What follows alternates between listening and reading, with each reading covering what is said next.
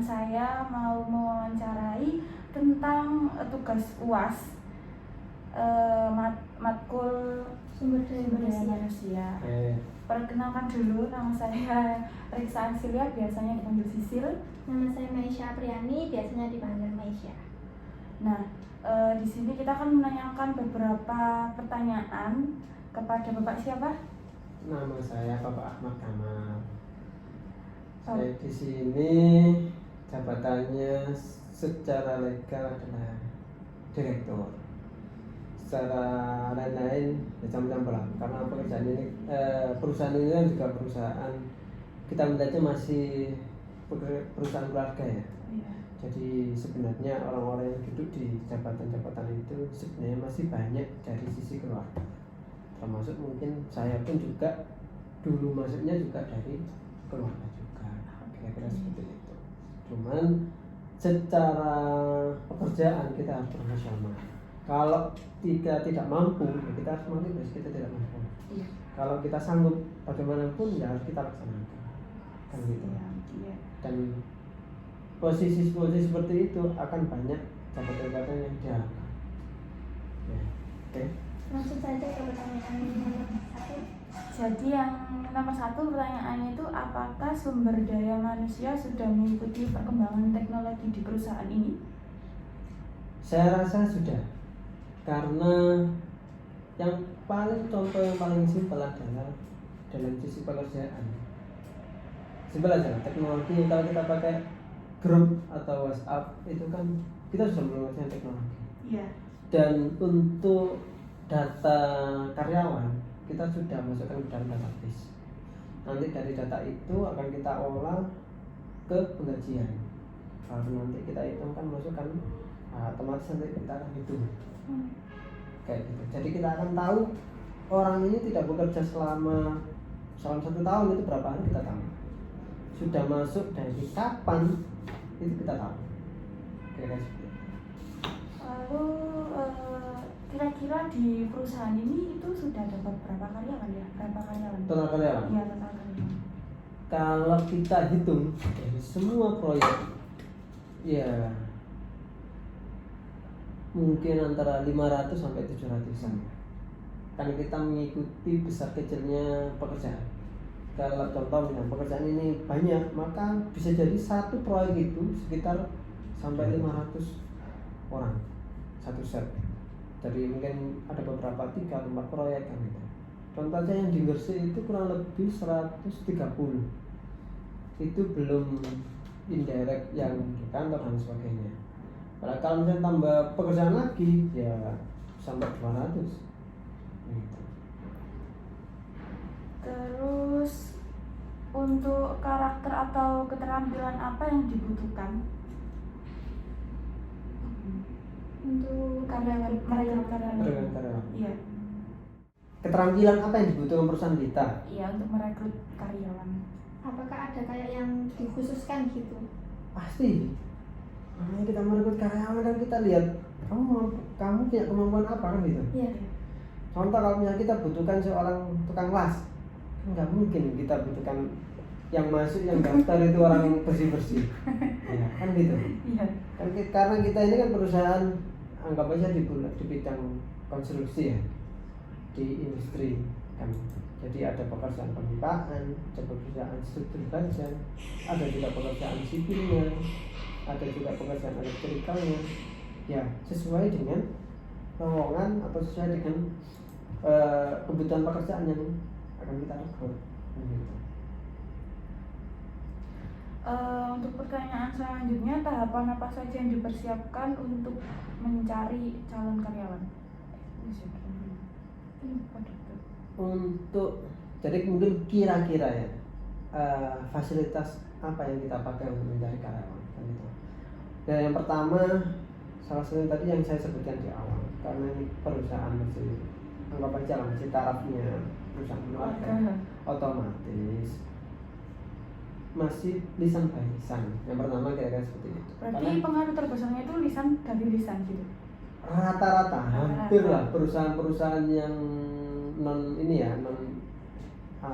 multinasional, iya. Rata-rata perebutan karyawannya itu adalah by trust, kepercayaan.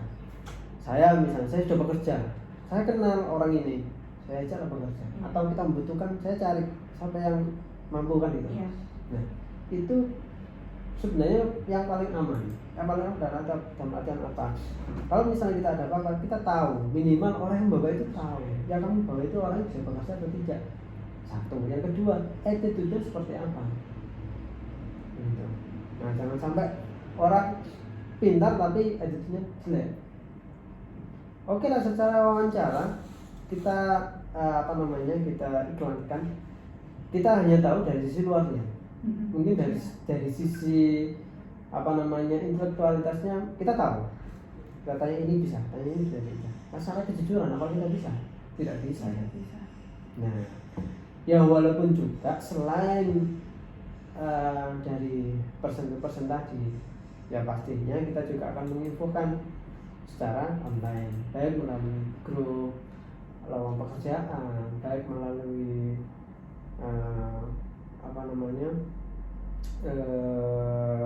media-media online kayak job macam-macam, job street dan sebagainya ada. Kita juga iklankan juga. Dan ya mungkin seperti itu ya 1-2 lah. Tapi yang paling banyak mungkin itu saat ini ya karena kita pekerjaan sebelumnya kita pernah bekerja, kemudian kita ulangi lagi, otomatis untuk karyawan, untuk pekerja-pekerja itu masih banyak. Lalu untuk pertanyaan berikutnya, setelah karyawan diterima tuh Pak ya, menurut Bapak itu apakah perlu harus dilakukan training atau pelatihan dulu gitu sebelum bekerja? Pasti perlu. Kita akan melihat sesuai dengan kemampuan jabatan, ya bukan jabatan, job desk yang akan dia kerjakan. Kayak misalnya tadi contoh misalnya welder ya, kita tes dulu benar enggak dia mampu. Tapi kan minimum untuk mengurangi hal itu dari rasa kepercayaan tadi, dari persen yang sudah menyampaikan, oh ya Pak, ini sudah bisa ya. Otomatis itu adalah data awal yang akan kita pegang. Setelah bekerja di lapangan, oh ternyata nggak bisa, ya sudah, kita akan evaluasi kan. Apakah kita perlu pertahankan, apakah jabatan yang diemban itu cocok? Minimum pasti kita akan melakukan training dari sisi safety ya. Safety industry, karena kita bekerja di pekerjaan high risk, pekerjaan yang beresiko tinggi, pasti akan kita sampaikan seperti ini.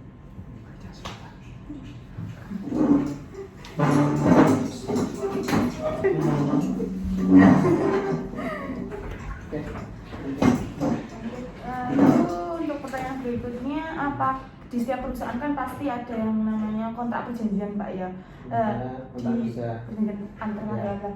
Yang dilakukan perusahaan ini tuh apakah ada kontrak perjanjian yang dilakukan dari Bapak ke karyawan? Ada. Contohnya? Ada kontrak kerja karyawan. Kan di kontrak kerja karyawan itu kan kita sebutkan kamu melamar sebagai apa, jabatannya apa, kemudian rate-nya berapa per jam-jaman, harian atau bulanan kan gitu. Terus nanti perusahaan aturan-aturan perusahaan yang harus dia taati itu seperti apa, kompensasi yang dia langgar kalau misalnya nanti mereka melanggar itu ada seperti itu. Kita sampaikan. Kemudian kita cetak, mereka tanda tangan, oke, tanda tangan, kita tanda tangan. Jadi itu ada pegangan kita kan itu. Minimum mereka punya pegangan bahwa saya kerjanya ada jaminannya kan itu, ada istilahnya under letternya. Berarti untuk gaji di perusahaan ini tuh karyawan bisa merekomendasikan gajinya dia sendiri atau bisa? Oh bisa. Kan kita juga di awal kan menginformasikan gaji yang akan kita dengan posisi ini yang mereka emban itu adalah gaji sekian. Tapi kan mereka bisa juga menyampaikan, Pak, contoh misalnya saya punya pengalaman banyak, saya punya skill ini, oh saya bisa merangkap beberapa posisi, oh kenapa tidak misalnya kan ya. Daripada misalnya kita memperbesar 2 orang dengan 1 orang itu mereka mampu kan gitu. Iya, itu malah lebih baik kan. Tentunya akan kita juga evaluasi benar apa tidak apa yang dia katakan. Mereka ngomong, oh ya saya bisa ternyata nggak bisa. Iya, kan kita evaluasi lah mereka seperti itu. Terus kompensasi apa yang diberikan untuk mempertahankan kinerja karyawan? Ya tentunya ada stimulus sebelumnya untuk mereka supaya tetap dalam tanda kutip ya tetap loyal kepada kita, baik itu melalui bonus, baik itu melalui hadiah-hadiah yang kita berikan secara langsung. Kita juga melihat dari sisi perusahaan juga kepentingan sejauh mana kita membutuhkan mereka. Kalau kita membutuhkan mereka, terus kemudian secara basic gajinya harusnya cuma sekian, tapi karena kita butuh, ya nggak apa-apa kita naikkan gaji itu. Bisa saja menaikkan gaji, bisa juga melalui hadiah atau melalui bonus yang kita hitungkan per porsi. Baik Pak, untuk selanjutnya bagaimana cara yang Bapak dan perusahaan lakukan untuk menjaga loyalitas karyawan di perusahaan ini? Kalau menjaga loyalitas tentunya tadi ya, kalau karena mereka itu masuknya itu ada yang membawa, jadi karena mereka sudah percaya ke orang yang bawa itu, orang yang bawa itu sudah bekerja di tempat kita, mereka percaya kepada kita, maka rantai kepercayaan ini akan terpupuk. Tentunya ya tadi saya kasih stimulus misalnya, contoh kalau pekerjaan ini selesai akan kita kasih hadiah. Contoh kalau misalnya ini nih, contoh kerjakan ya ini, kalau nanti selesai saya kasih jam, biasanya kita ngasih jam lembur, harusnya itu mereka pulang jam 6, kita kasih jam 9 malam, jam 21. Itu kan juga bagi mereka kan senang, dengan seperti itu mereka akan loyal kepada kita. Atau juga dengan acara-acara kekeluargaan, bisa seperti itu. Misalnya kita mengadakan family gathering lah, kita jalan-jalan kemana, kita ajak keluarga mereka, ini kan akan menimbulkan ikatan yang kuat kan gitu. Kita tanya juga keluarganya seperti apa, kita kan juga ada meeting, ada weekly, ada 2 mingguan ya, seperti itu. Pak, untuk kenaikan jabatan itu berarti di sini tetap ada ya? Ada. Itu kenaikan jabatan yang melihat itu dari misalnya Bapak atau dari mereka sendiri yang mengajukan untuk Kita pastinya. Jadi kan terkadang kenaikan jabatan itu yang sering adalah karena kebutuhan. Kan gitu.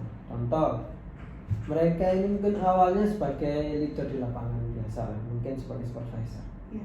Tapi setelah kita lihat kinerja mereka melampaui dari apa yang menjadi tanggung jawab mereka, ya kenapa tidak kita tinggalkan. Mungkin juga ketika ada orang di atasnya yang resign, ya kenapa tidak orang yang ada di bawahnya kita naikkan, karena mereka mampu. Kalau mereka tidak mampu ya kita kan carikan nanti perekrutan baru. Jadi itu. Baik, selanjutnya apakah Bapak pernah melakukan pertemuan dengan karyawan untuk berunding sehubungan dengan upah, jam kerja, dan ketentuan kerja? Jadi tadi ketika di awal perekrutan, setelah kita menyampaikan kontrak kerja seperti ini, yaitu mereka akan berunding. Pertama kita sampaikan dulu, gaji Anda sekian, ini tanggung jawab Anda. Nah, kita minimum kita kasih waktu, silakan dibaca dulu, besok silakan disampaikan kembali, kalau sudah setuju silakan tanda tangan. Nah di situ kalau misalnya Pak ini saya setuju ini karena ini silakan menyampaikan. Kita juga tidak akan menutup bahwasanya tidak ada negosiasi. Intinya kayak gitu. Lalu bagaimana Bapak memberikan kompensasi selain gaji dan bonus pada karyawan? Selain gaji dan bonus, ya tadi kayak ada namanya tunjangan hari raya, ada juga kayak bingkisan gitu. Ya, apa ada kayak liburan gitu Pak satu karyawan? Ya tadi ada. Oh ada. Kayak tadi kan family gathering itu kan liburan sebenarnya. Iya. Kita nyewa 1 atau 2 bis, Yes.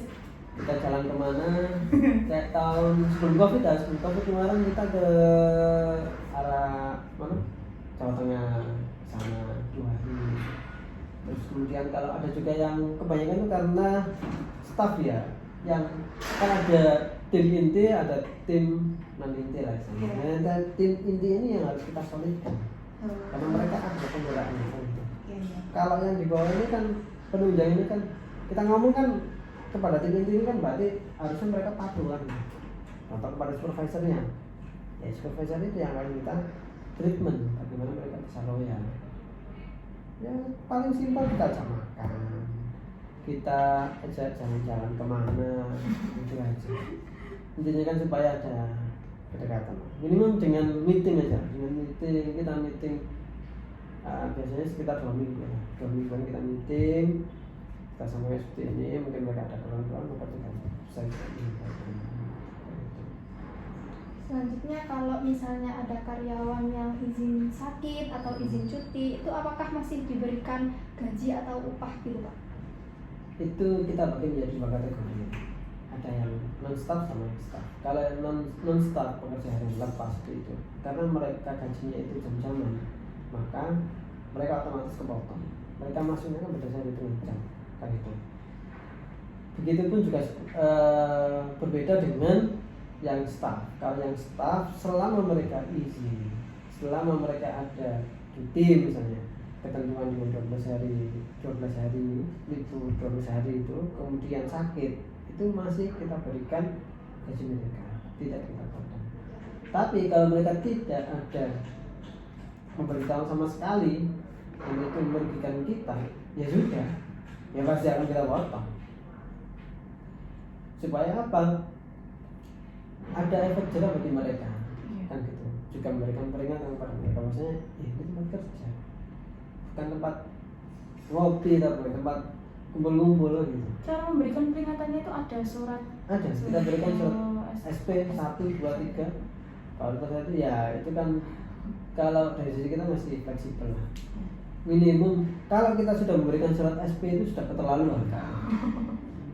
Kalau kita balisan tidak digubris terus masih berapa ya secara secara sebenarnya kita sebutkan dan peringatan itu kita berikan 1, 2, 3 saya itu ya bisa keluar.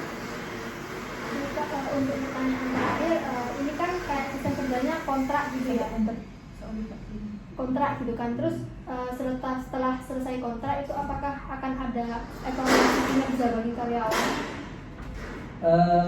Kalau jadi gini, sebenarnya untuk evaluasi itu sebenarnya evaluasi secara dadakan, dalam artian contohnya misalnya dari supervisor menyampaikan, Pak ini waktunya naik jabatan, waktunya naik posisi, Pak tolong itu ya ini kan.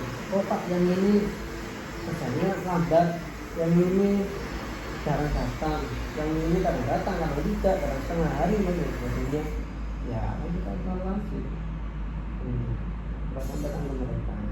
Tapi kalau orang indirect ya biasanya dari sisi manajer, karena secara kebutuhan waktu sebenarnya yang dituntut adalah lebih ke tanggung jawab. Kita tidak menuntut kamu harus ya memang secara aturan perusahaan ada, mereka harus hadir di jam 8 atau jam 4. Tapi secara tanggung jawab itu yang kita utamakan. Contoh, antara jam 8 sampai jam 12 mereka tidak bekerja sama sekali. Kemudian sampai jam 4 tidak bekerja. Setelah mau jam 4 itu pekerjaan mendadak. Pak, saya nggak bisa waktu saya pulang. Tidak bisa. Ada tanggung jawab yang harus selesaikan. Kalau sampai di rumah pun ya tidak sesuai kita kan bekerja. Kalau kita tuntut mereka harus lembur, ya lembur. Kan lembur toh kita juga berikan kompensasi. Ada uang lembur. Kira-kira itu. Ini Pak yang terakhir saya mau nambah pertanyaan. Kalau misalnya nggak minta Pak ya karyawan itu nggak sengaja atau celaka gitu Pak, itu apakah ada asuransi dari perusahaan? Oh, misalnya ada kecelakaan. Iya, ada kecelakaan. Ada. Setiap proyek itu kita daftarkan namanya jasa konstruksi. Jadi BPJS itu dia mengeluarkan produk namanya jasa konstruksi. Jasa konstruksi itu nanti akan mengcover ada 2 ini kecelakaan kerja sama kematian. Oh iya. Nah itu yang akan tercover. Kalau untuk yang staf orang permanen ada namanya BPJS personal, BPJS tenaga kerja.